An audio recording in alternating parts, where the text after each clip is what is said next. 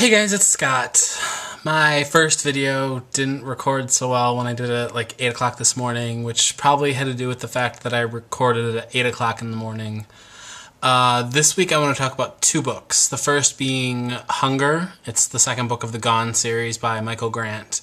The reason this book kind of stuck with me / haunted me is because if you've read it, there's a scene where worm-like evil things crawl up out of the ground in a cabbage patch or something. And I am deathly afraid of anything creepy crawly type stuff like that. So like Arachnophobia, that movie from the 80s, I could never watch. Slither, the movie with Nathan Fillion from a few years ago. Oh my god, hated that movie so bad.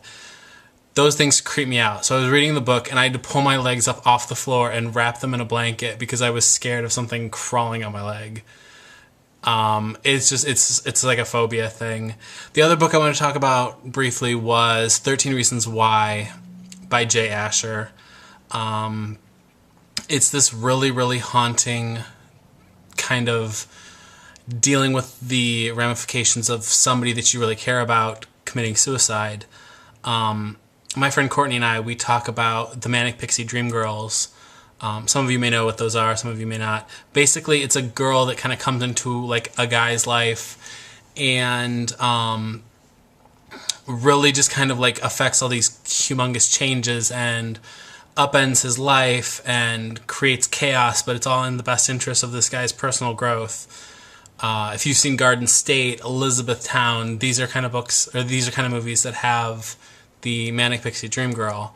Well, when we talk about it, we also talk about the fact that there is this growing trend of Manic Pixie Dead Girls, where this girl that meant so much to you dies in YA literature, and then like your entire life is upended. And I think 13 Reasons Why was one of the first books that I remember reading, at least, that kind of fit this category, but also was kind of like an exemplary example of how this can be done really great. The main character's name is Clay, and he loved this girl, and she killed herself.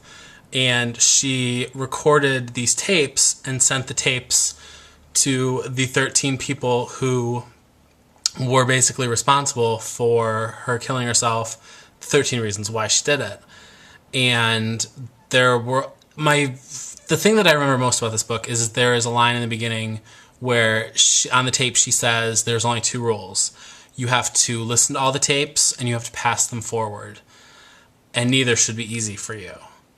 And that stuck with me because if you think about it, like, not only are these tapes basically going to put you in the head of somebody that killed yourself and really make you understand what they were going through, thereby affecting your life, you also then have to turn around and hand it off to somebody else and basically do the same thing to them, knowing what they're going to go through because you've just been through it too.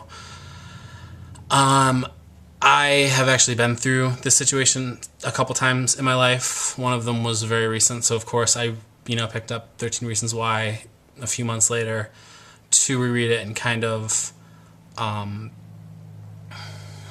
just to kind of like, it's a good way to process, I think, for me and for some people. It's a really good book, and that's the reason that it sticks with me, because the emotions and the attitudes in this book I can relate to so much because they're so real and it's so raw. So that's all for me. Sorry, the video is kind of low quality. I'm having to record this like at 9 o'clock when I just realized that the first one didn't go through so well. So hope you guys had a great week. See you next week. Bye.